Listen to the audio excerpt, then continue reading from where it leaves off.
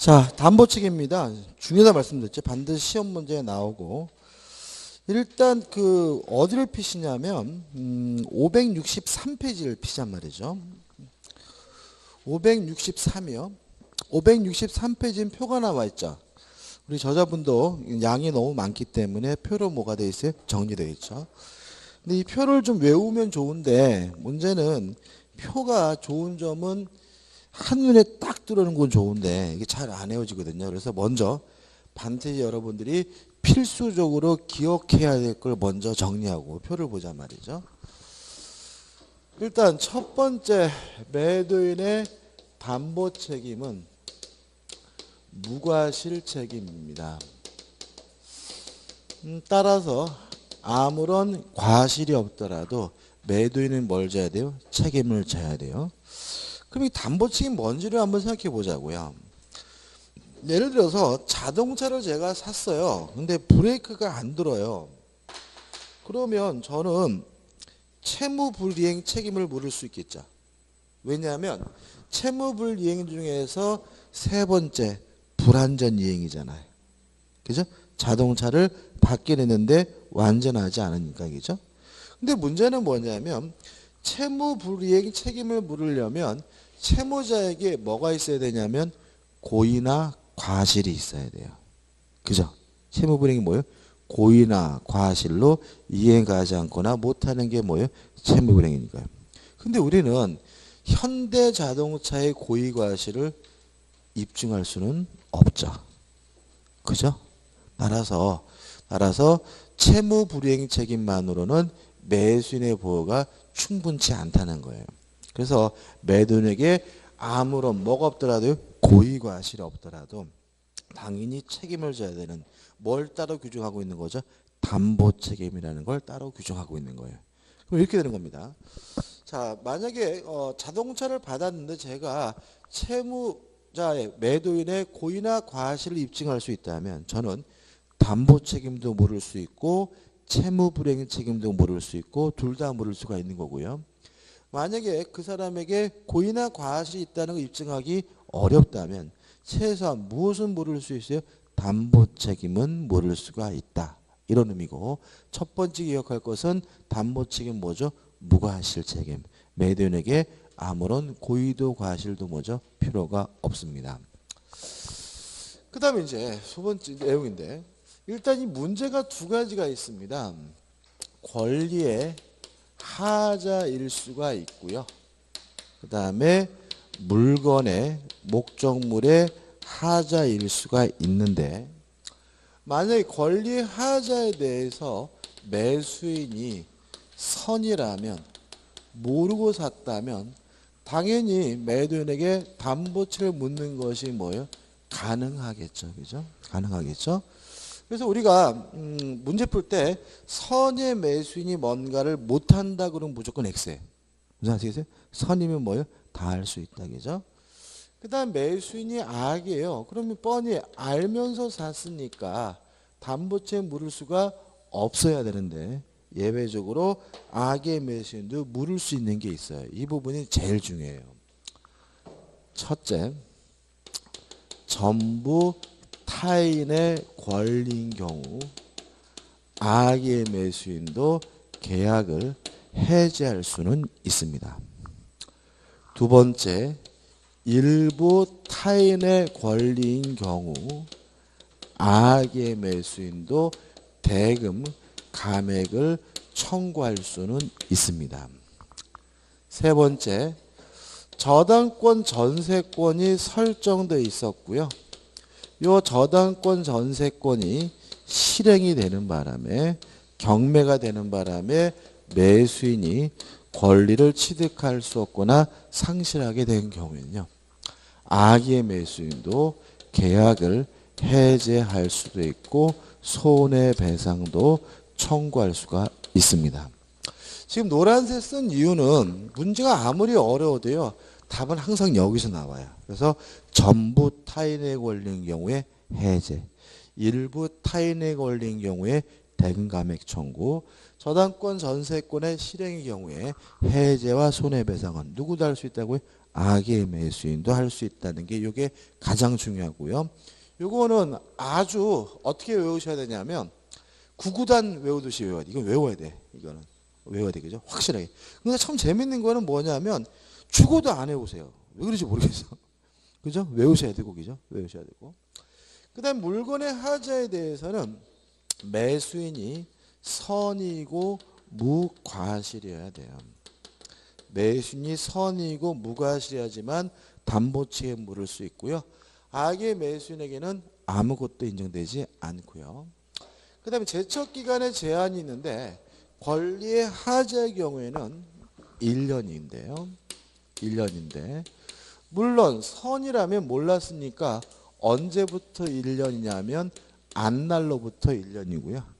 악인은 알았으니까 매매 한 날로부터 1년이라는 거 주의하시기 바라고, 물건의 하자는 제척기간이 6개월인데 선이고 무과실이니까 항상 언제부터 6개월이겠어요? 안날로부터 6개월일 거고요. 마지막으로 제척기간에 제한이 없는 게 있어요. 전부 타인의 권리인 경우와 저당권 전세권의 실행의 경우에는 제척기간의 제한이 없다. 여기까지 기억하시면 이게 뭐죠? 한 문제짜리가 됩니다. 물론 가장 중요한 건 뭐죠? 악의 매수인이 할 수 있는 겁니다. 그죠? 그죠? 이거 어떻게 외우셔야 된다고요? 구구단 외우듯이 외우셔야 되겠죠? 자, 기억하시고. 그럼 박스를 좀 볼게요. 박스 보시면 권리의 하자입니다. 그죠? 권리의 하자인데 맨 위에 전부 타인의 권리면 악인 경우에 뭘 할 수 있죠? 해제를 할 수 있죠? 있으면 이렇게 돼 있죠? 그죠? 제척기간은 가입해요. 왜요? 제척기간에 제한이 없으니까. 일부 타인의 권리면 선이면 다 할 수 있고 악이면 뭐만 할 수 있죠? 대금 감액만 청구할 수 있죠. 그 다음에 1년인데 그냥 1년이 아니라 선이면 언제부터요? 안날로부터 1년. 악이면 언제부터요? 한 날로부터 1년이죠. 그 다음에 수량 부족 일부 멸실 용의권에 의한 제한은 악의 매수인에게 인정되는 거 아무것도 없다는 거 주의하시고요. 저당권 전세권의 실행의 경우에는 선의 매수인도 악의 매수인도 권리를 취득할 수 없거나 상실한 경우에는 해제할 수도 있고 무엇도요? 손해배상도 청구할 수 있고 제척기간이 뭐죠? 가입해죠. 그 말은 뭐죠? 제척기간 제한이 없다는 얘기고요. 그 다음 넘겨보시면 물건의 하자가 나옵니다. 뭐 특정물 종류를 나누는데 굳이 나눌 필요는 없고요. 결과적으로 매수인이 뭐 해야지만요? 선이고 무과실이야지만 담보책임 물을 수가 있는데, 다시 말하면 악의 매수인에게 아무것도 인정되는 제재하는데 제척기간은 몇 개월이에요? 6개월이고 언제부터요? 안날로부터 뭐죠? 6개월입니다. 그래서 이 표가 결국은 뭐죠? 요게 전문 거죠. 그죠? 꼭 메모하시고 꼭 반드시 뭐 하셔야 돼요? 숙지하셔야 되는 부분입니다. 끝난 겁니다. 그 다음에 경매에 있어서 담보 책임에서 또 판례는 나오고 복잡하게 나와 있는데 이것도 간단하게 한번 생각해 볼게요. 을이 갑에게요 1억을 빌려주고 1억 채권을 담보하기 위해서 A 부동산에다가 저당권이 설정이 됐으면 을이 뭐가 되냐면 채권자고 갑이 누구예요? 채무자란 말이죠. 근데 갑이 돈을 안 갚자 경매가 돼가지고요. 병이 뭘 받았냐면 경락을 받았다. 그죠? 첫째. 병이 아파트를 경락받고 가보니까 보일러 소리가 이상해요. 누가 매도인이죠? 갑이 매도인이죠. 그죠? 갑한테 전화해서 아이고 안녕하세요. 저 아파트 경락받은 사람인데요. 보일러 소리가 왜 이렇게 시끄러워요? 이딴 소리 하면 갑한테 뒤지게 맞습니다. 왜냐하면 갑은 스스로가 판 사람이 아니라 돈을 못 갚아서 뭐죠? 뺏긴 사람이에요. 괜히 그 사람한테 전화해가지고 뭐 방이 들따시다는 둥, 뭐 전등이 어둡다는 둥, 뭐 왜 이렇게 창문이 삐그덕거리냐는 둥, 이딴 소리 했다가는 갑한테 밤길에 뭐죠? 조용히 칼치 맞고 죽을 수가 있습니다. 다시 말하면 물건의 하자에 대해서는 담보 책임 물을 수가 없고요. 권리의 하자에 대해서만 담보 책임 물을 수가 있습니다. 이해되시죠? 이해되시죠? 그죠? 그 그다음 두 번째, 권리 하자에 대해서 담보 책임 물을 수 있다 하더라도 얘가 거지일 가능성이 많죠. 그죠? 돈 있으면 집이 경매가 됐겠습니까? 따라서 우리 민법은 1차적으로 매도인인 채무자가 담보 책임을 부담하지만 채무자가 무자력이면 완전 거지면 2차적으로 배당을 받은 을 채권자가 담보 책임을 뭐죠? 부담한다라고 규정을 두고 있습니다. 이게 전부예요. 첫째, 경매 문제입니다. 물건에 대해서 하자에 대해서는 담보 책임 물을 수 없고요. 뭐에 대해서요? 권리의 하자에 대해서 담보 책임 물을 수가 있고 1차적으로는 매도인인 채무자가 부담하지만 2차적으로는 배당을 받은 채권자가 담보 책임 부담한다. 물론 제한은 뭐죠? 채무자가 뭐인 경우에 무자력인 경우이죠. 요것만 기억하시면 돼요. 끝났죠? 그다음 우측에 보시면 하단에 채무권의 매도인의 담보 책임이 나오는데 별로 중요하지는 않거든요. 중요하지는 않는데 넘기지 마세요. 그죠? 넘기지 마시고 그냥 이거 들으서 적지 마시고 자 이런 문제입니다. 을이 갑에게요 1억을 빌려줬어요. 1억을 받을 뭐가 있어요? 채권이 있는데 갑자기 돈이 필요하게 됐어요. 그러면 여러 가지 방법이 있지만 요 채권을 다른 사람한테 양도하면 현금화할 수 있겠죠. 예를 들어서 1억짜리면 뭐 9천 뭐 이 정도 줘가지고 그죠? 그러면 이때 병이 을한테 어떤 질문을 하냐면 야 네가 급하다 그래서 너한테 내가 채권을 사주긴 하는데 얘가 돈 갚을 능력은 될까? 라고 물어보겠죠. 그때 을이 얘 완전 떼부자야. 얘 재벌 3세야 자식아. 만약 얘가 못 갚으면 내가 대신 돈을 갚아줄게 라고 얘기했어요. 법정은 일항입니다. 채권의 매도인이 채무자의 자력을 담보한 때 무슨 말이에요? 채무자가 못 갚으면 내가 대신 갚아줄게 라고 한 때에는 매매계약 당시의 자력을 담보한 것을 뭐합니까? 추정한다라고 되어 있죠. 그죠? 따라서 만약에 요 채권을 양도할 때 매매할 때 갑이 진짜 떼부자였는데 다음날 쫄딱 망해도 을은 책임질 건 아닌 거예요. 왜요? 을은 언제요? 양도할 때 매매할 당시에 자력을 갑이 못 갚으면 대신 갚아주기로 한 거니까요. 근데 좀 달라질 수가 있어요. 요 1억이 만약에 12월 31일 날 받기로 돈이었어요. 그러면 얘가 못 갚으면 내가 갚아준다는 말은 결국 오늘 얘기가 아니라 12월 31일 날 못 갚으면 대신 갚겠다는 의미가 되겠죠. 2항입니다. 2항을 보시면 변제기에 도달하지 아니한 채권의 매도인이 채무자의 자력을 담보한 때는 언제입니까? 변제기의 자력을 담보한 것을 뭐합니까? 추정한다. 이해되시죠? 그죠? 그죠? 무슨 말인지만 알면 돼요. 중요한 건 아닙니다. 넘겨보시면 되고 안 보시면 되고 관련 문제 가지고 1번 담보 책임과 뭐예요? 동시행관계. 매매 계약은 무슨 계약이죠? 쌍무계약이죠. 그죠? 따라서 쌍방의 의무는 뭐예요?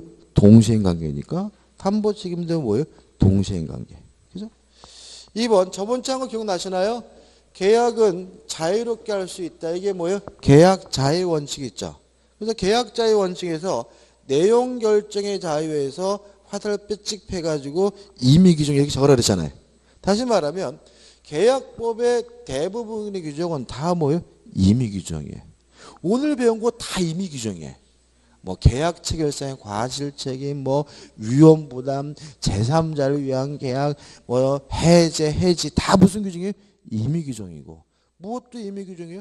담보 책임도 뭐예요? 임의 규정이에요.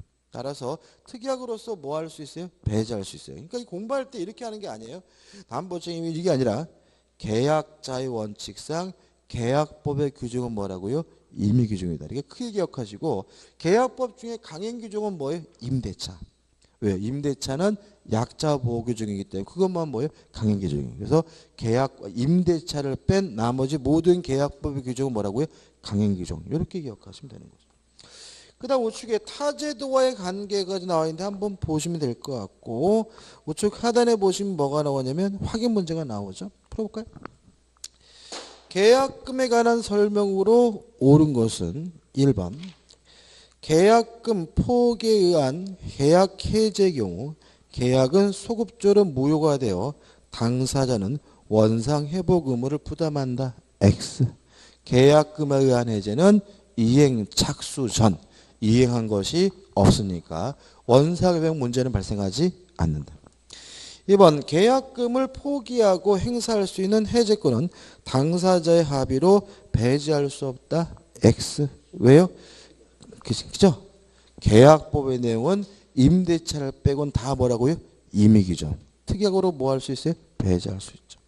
3번 계약금 계약은 매매 기타의 주된 계약의 부수에서 행해지는 뭐예요? 종된 계약이다. 맞네요? 답은 뭐죠? 3번. 4번 계약금 포기에 의한 계약 해지의 경우 상대방은 채무 불이행을 이유로 손해배상을 청구할 수 있다. X. 계약금에 의한 해제는 뭐가 아닙니까? 채무 불이행이 아니므로 별도로 뭘 청구하지 못하죠? 손해배상을 청구하지 못하죠. 넘기셔가지고 5번 계약금을 수령한 매도인이 계약을 해지하기 위해서는 매수인에게 그 배액을 이행 제공하여야 하고 매수인 이를 수령하지 않으면 공탁하여야 한다. X. 공탁까지는 할 필요 없다는 게 우리 판례 입장입니다.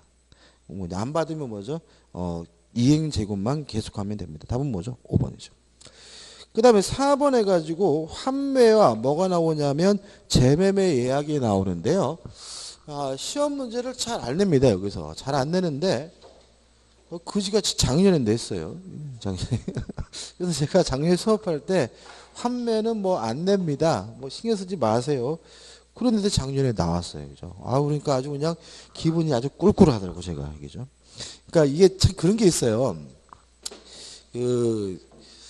좋은 강사는 저는 기본적으로 이런 생각을 가지고 있습니다. 공부하는 양을 줄여들어야 좋은 강사라고 생각해요. 그죠? 그죠? 어차피 우리는 뭐 수험적으로 공부하는 거잖아요. 학문적으로 공부하는 게 아니죠. 그죠? 그래서 예를 들어가지고 만약에 요 책에 있으면 요 책에서 다 나옵니다. 그래서 95%가 나오는 것보다는 요 책에 뭐죠? 3분의 1을 줄여서 여기만 하시면 된다 해가지고 80, 90% 나오는 게 더 용이한 거잖아요. 그죠? 그죠? 근데 웃긴 거 뭐냐면 이렇게 좀 빠지는 게 나타나면 나쁜 놈 이런 분들이 가끔 계셔서 그런데 아무튼 환매와 재매매 예약이 중요한 건 아니에요. 그러니까 작년에 나왔다 또 나올 수도 있겠죠. 그죠? 자, 근데 여기서 우리가 이 환매와 재매매 예약은 간단하게 정리하면 되는데 일단 용어부터 한번 생각해 봐야 돼요. 을이 갑에게 1억을 불려줬어요. 1억 채권을 담보하기 위해서 A 부동산에다가 담보를 설정하려고 해요. 근데 만약에 예를 들어서 이 A 부동산이 시가가 한 1억 2천 정도라고 가정을 해볼게요. 그러면은 저당권 설정하고 1억 빌려줄 수가 없어요. 왜냐하면 안 갚았을 때 1억 2천짜리 경매한다 그래서 1억 나온다는 보장이 없잖아요. 그죠? 그래서 채권자 입장에서는 A는 담보로서 뭐예요? 부족한 거고요. 채무자 입장에서는 어떤 불만이 있냐면 자기 자산은 1억 2천인데 실제로 저당권 설정하고 돈 빌리면은 한 7, 8천 빌려봐야 뭐죠? 많이 빌리는 거죠. 이것도 뭐죠? 불만인 거죠. 요럴 때 뭘 하게 되냐면 갑이 을에게 담보 목적으로 소유권을 이전해 줄 수가 있어요. 우리가 소유권을 이전하는 걸 우리가 뭐죠? 양도라고 하니까 이게 뭐가 되냐면 양도담보가 되는 거예요. 양도담보란 소유권을 이전하는 방식으로 이루어지는 담보가 뭐죠? 양도담보예요. 흔할까요? 흔하지 않을까요? 아주 흔해요. 아주 흔합니다. 왜냐하면 이 양도담보에 대해서 의구심을 느끼는 분들이 뭐냐면 뭘 믿고 이런 생각을 자꾸 들어요. 아니 나중에 갑이 돈을 갚았더라도 안 돌려주면 어떡할까 그죠? 단대 팔아먹으면 어떡할까 이런 고민을 하시는데 그런 걱정 안 해도 돼요. 왜냐하면 소유권 이전 등기를 할 때 양도담보라는 사실을 기재하게 되어 있어요. 기재하게 되어 있기 때문에 우리 팔아먹지도 현실적으로 못하고요. 갑은 을한테 돈 갚으면서 영수증만 받으면 그 영수증을 이용해서 의뢰등기를 쉽게 말소할 수가 있어요. 그래서 이 양도담보가 의외로 안전해요. 많이 쓰이고요. 또 채무자 입장에서는 아싸라게 소유권 이전 등기를 하기 때문에 돈을 어떻게 해요? 이빠이 빌릴 수 있어요. 거의 1억 2천 다 빌릴 수가 있기 때문에 의외로 안전하게 많이 쓰이는 게 뭐죠? 양도담보예요. 이게 양도담보입니다. 그럼 매도담보가 뭐냐면요. 소유권 이전 등기를 할 때 매매를 원인으로 소유권을 이전하면 이게 뭐가 되냐면은 매도담보가 돼요. 그래서 매도담보란 소유권을 이전을 어떻게 해요? 매매를 원인으로 소유권을 이전하는 담보가 뭐예요? 매도담보예요. 문제가 생기죠. 왜냐하면 양도담보는 양도담보라고 기재되어 있으니까 팔아먹을 수가 없는데 매도담보는 원인이 뭐라고 되어 있어요? 매매라고 되어 있으니까 팔아먹을 수가 있고요. 또 나중에 돈을 갚아도 안 돌려줄 위험이 있어요. 그래서 매도담보는 매매를 원인으로 소유권을 이전하는 담보가 뭐죠? 매도담보인데 반드시 뭐가 확보가 돼야 되냐면 돈을 갚았을 때 돌려받는 방법이 미리 뭐가 돼요? 확보가 돼야 돼요. 그게 뭐냐면 환매고 그게 뭐냐면 재매매 예약인 거예요. 따라서 환매나 재매매 예약은 언제 하는 거냐면 매도담보를 설정할 때 하는 거예요. 정리해보면 매매를 원인으로 소유권을 이전하는 담보가 뭐라고요? 매도담보. 따라서 매도담보란 돈을 갚고 돌려받는 방법이 반드시 뭐가 돼요? 확보가 돼야 되는데 돈을 갚고 돌려받기 위해서 쓰이는 게 뭐라고요? 환매고 그게 뭐죠? 재매매 예약인 겁니다. 그죠? 여기까지 개념 됐고 그 다음에요. 환매는 보통 등기할 때 부기 등기 방식을 쓰고요. 아마 공시보시에 배우셨을 거예요. 재매매 예약이니까 이건 뭐라냐면 가등기 방식을 하게 돼요. 재매매 예약은. 그 다음에 그 매도담보는 두 가지가 있는 거잖아요. 그죠? 근데 또 환매는 안 써요. 우리가 저당권은 일반 저당이 있고 근저당이 있잖아요. 근데 우리는 일반 저당은 안 쓰고 뭐만 쓴다고요? 근저당만. 이것도 마찬가지로 매도담보가 환매가 있고 재매매 예약이 있지만 실제로는 환매는 안 쓰고 오로지 뭐만 쓰냐면 재매매 예약만 써요. 왜 그러냐면 환매에 불편한 점이 있습니다. 첫째, 환매는 동시에 하라는 제한이 있어요. 뭘 동시에 하냐면 계약도 동시에 해야 되고요. 등기도 동시에 해야 됩니다. 다시 말하면 매매 계약과 환매 특약은 반드시 어떻게 해요? 동시에 해야 되고요. 또 매매 기한 소유권 이전 등기와 환매 관한 부기 등기도 동시에 해야 돼요. 그래서 아마 환매 관한 부기 등기를 따로 신청하면 등기관이 각하한다. 이렇게 아마 공시법시에 배우셨을 거예요. 이에 반해서 재매매 예약은 굳이 동시에 할 필요가 없습니다. 따라서 재매매 예약은 선정하기가 편해요. 그 다음에 환매 치명적 약점은 뭐냐면 기간의 제한이 있어요. 부동산은 아무리 길어도 5년, 동산은 아무리 길어도 3년을 초과할 수가 없고요. 특이한 것은 연장도 뭐하고 있냐면 금지하고 있다는 점이죠. 따라서 환매를 쓸 수가 없어요. 왜 그러냐 보세요. 부동산 5년을 초과하지 못하죠. 너무 짧습니다. 우리가 부동산 담보대출은 10년 상한일 수도 있어야 되잖아요. 근데 몇 년밖에 안 돼요? 5년. 더더군다나 뭐가 문제냐면 연장이 금지되기 때문에 채무자는 이걸 할 수가 없어요. 보세요. 5년 기간을 설정했어요. 못 갚을 수도 있잖아요. 그죠? 그러면 뭐 해야 돼요? 연장이 돼야 이 건물을 어떻게 해요? 안 뺏기는데 환매는 뭐가 금지가 되어 있어요? 연장이 금지되어 있기 때문에 5년 내에 안 갚으면 요 건물 을에게 뭐죠? 자동으로 뺏기게 돼요. 그래서 환매는 뭐죠? 채무자에 굉장한 위험이 있는 담보이기 때문에 거의 안 쓰이고요. 재매매 예약만 쓰게 됩니다. 왜냐하면 재매 예약은 기간에 제한이 없어요. 5년 뭐 그런 것도 없고요. 뭐 연장 물론 가능하고요. 아무런 기간에 제한이 없다는 점에서 차이점이 있습니다. 이 정도만 정리하시면 돼요. 그죠? 정리해 볼게요. 매매를 원인으로 소유권을 이전하는 담보가 뭐죠? 매도담보. 매매를 원인, 매도담보다. 그죠?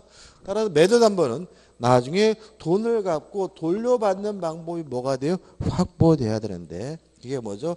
환매고 재매매 예약이다. 실무적으로는 환매는 안 쓰고 뭐만 씁니까? 재매매 예약만 쓴다. 왜냐하면 환매는 계약도 등기도 동시에 해야 되고 기간도 부동산은 5년, 동산은 3년을 초과하지 못하고 무엇도 못합니까? 연장도 못하기 때문에 일반에서 재매매 예약은 동시에 할 필요도 없고 기간에 대해서 아무런 제한이 없다는 것까지만 기억하시면 됩니다. 교재가 너무 자세한 것 같아요. 이 정도만 정리하시면 됩니다. 끝입니다. 그 다음에 이제 572페이지 오시면 교환이 나오죠. 그죠? 교환. 잠깐 보시면 572페이지와 573페이지 두 페이지밖에 없죠. 그죠? 내용이 없어요. 교환은. 왜 그럴까요? 교환은요. 민법 규정이 딱 두 개예요. 596조와 597조 이게 두 규정만 있고요. 결국은 매매에 관한 민법 규정이 다 교환에 뭐죠? 준용이 됩니다. 그래서 문제 풀 때는 교환으로 나오면 매매로 바꿔서 푸는 거예요. 그죠? 다시 말씀드릴게요. 교환은 뭐가 없다고요? 민법 조문 자체가 거의 없다. 왜냐하면 교환은 매매에 관한 민법 규정이 뭐가 돼요? 적용이 된다. 그래서 문제 푸실 때 모르겠으면 교환을 뭐로 바꿔서요? 매매로 바꾸면 아주 쉬워요. 근데 교환을 매매로 바꾸지 않고 자꾸 뭔가 교환이 색다른 게 뭐가 있을까봐 고민하다가 틀리게 되는 부분이니까 걱정하지 마시고요. 그래서 이 교환 부분은 뭐만 조심하시면 돼요? 개념만. 그래서 교환의 의의 보시면 교환은 당사자 쌍방이 금전 이외의 재산권을 상호 이전할 것을 약정함으로써 이렇게 된다는 말은 교환의 대가는 뭐죠? 대상은 재산권인데 낙성계약입니다. 그죠? 따라서 실제로 재산권을 이전해야 성립하는 것이 아니라 이전하기로 뭐만 하면요? 약정만 하면 성립된다는 그거 하나만 주의하시면 되는 거죠. 그래서 뭐 교재 법적 승률에서 유상이고 쌍무고 낙성이고 뭐죠? 불요식계약이다. 교환의 성립도 결국은 뭐죠?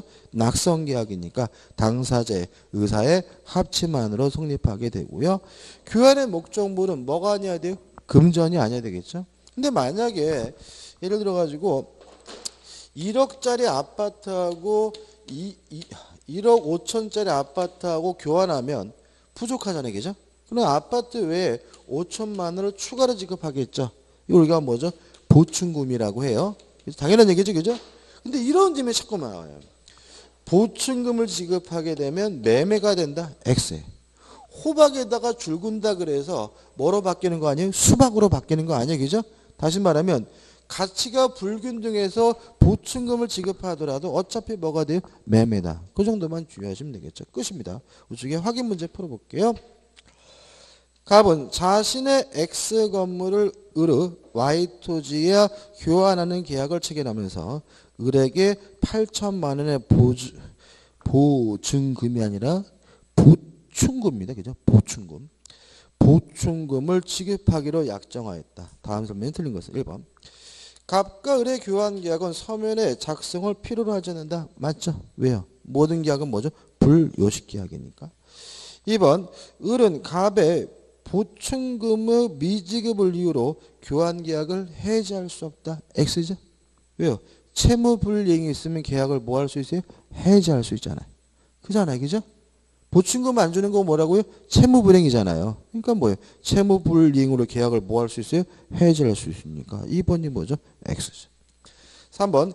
계약 체결 후 이행 전에 X 건물이 지진으로 붕괴됐어요. 자, 그럼 뭐죠?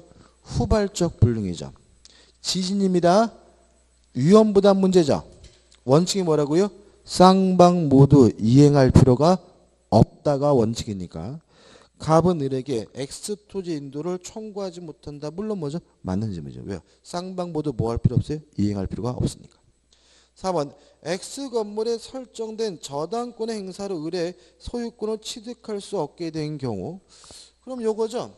저당권의 실행으로 권리를 뭐 할 수 없어요? 취득할 수 없다면 악의 매수인도 계약을 해지하고 손해배상을 뭐 할 수 있어요? 청구할 수 있으니까 을은 계약을 해지할 수 있다. 맞는 질문이고 5번 교환계약이 해제가 됐어요.